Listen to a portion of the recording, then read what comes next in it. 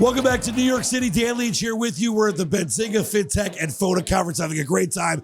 And it's going to get better because we're talking to Chris O'Brien, partner at Venable LLP. I'm serious. It's already better just being in your presence, Chris. That is very kind of you.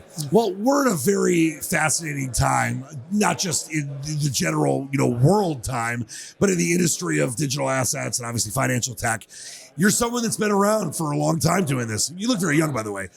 But You're a very kind man. I only speak the truth. Let's talk about what you guys do at Venable, but also where we're at as an industry, because it's very important that people understand where we're going as well. Right. Great question. So Venable is an AmLaw 100 firm, meaning we're one of the 100 largest firms in the United States. We're a full service firm. We've been around for over 100 years. I think we're about 850 lawyers. We're headquartered in Washington, D.C., which is important for purposes of this conversation.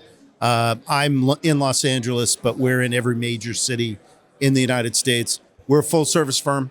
We cover the waterfront. I'm a corporate lawyer by training, but we have litigators, private wealth people, bankruptcy people, a large group in DC that takes care of public policy and lobbying stuff, and everything else you can imagine under the sun.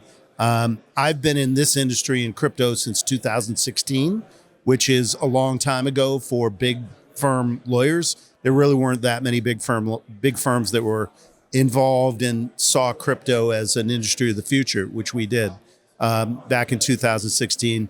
We've been involved in every aspect of the industry, and we've been following very closely the legislation that came through Congress last year, got through the House, didn't get through the Senate, which was expected.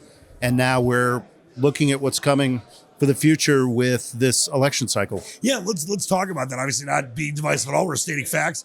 Donald Trump's president-elect. Obviously the thought is very pro-crypto, legislation could be coming its way forward.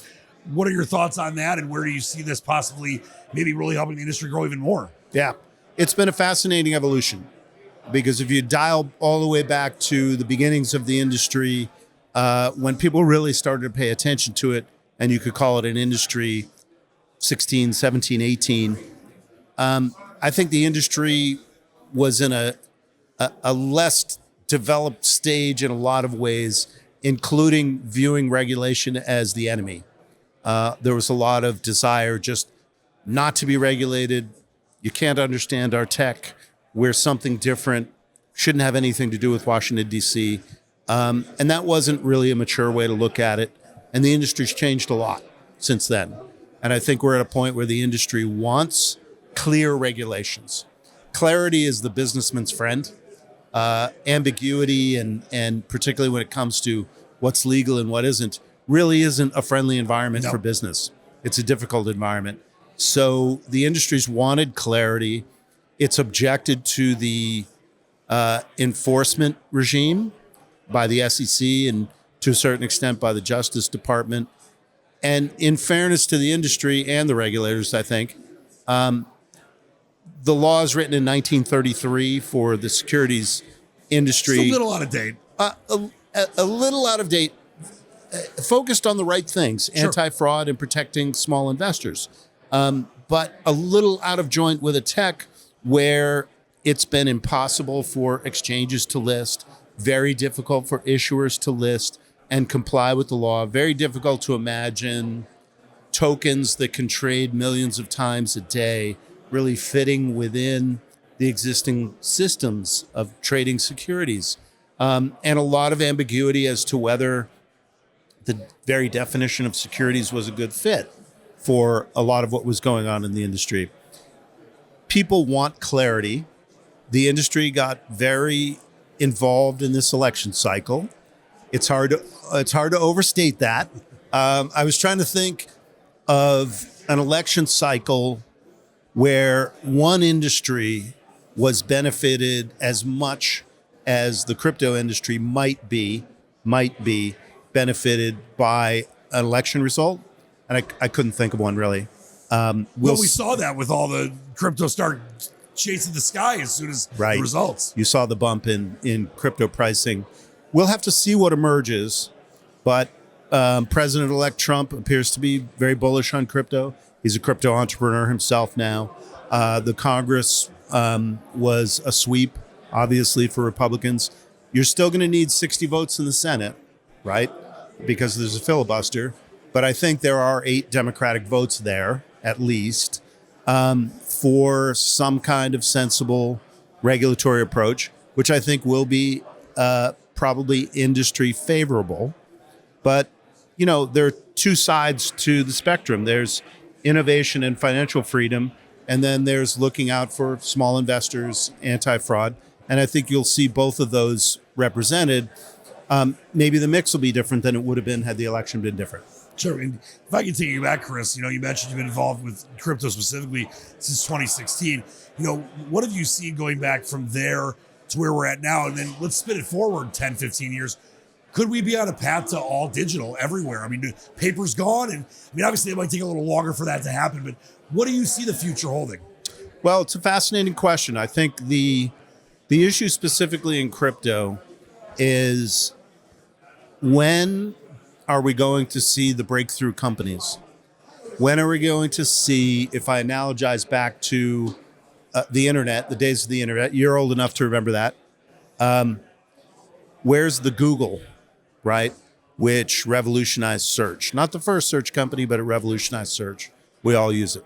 Where's the Facebook, which didn't invent social media, but it did turn social media into a thing?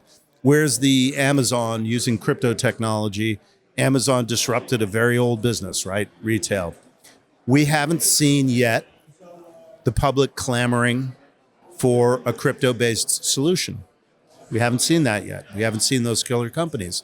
I think a lot of people in the industry would say, well, we've been held back because of the legal overhang, because the general public wasn't allowed so much to hold cryptographic tokens, and the network effects of the industry or the technology weren't allowed to fully flower. We haven't seen that. Well, now we can test that. We're going to test that in the next couple of years as we get, I think, regulatory clarity. We have more companies that are able to do their business the way they want to do them. We see the exchanges, hopefully, being able to do their business. And then we'll test the proposition. And I think success will be companies using crypto solutions that the public really wants. Could be businesses, sure. Could be business-to-business solutions or business-to-consumer solutions, we'll see. But when you remember the days when we used to go to the grocery store and you'd get a CD with AOL time on it, right? I had probably 3,000 of those. They were at the end of the bin, but you'd grab them, right? Yeah, 300 free hours. Right, right. The public wanted it. Right. They were even willing to go to the grocery store and grab those CDs to put into their computers to use it. When you see the public asking for a solution that's a crypto-based solution, then we'll cross over from a broad but relatively niche market into acceptance and fulfilling needs for the general public. And that's an inflection point. Just beautifully said. And like the kids like to say, what a time to be alive.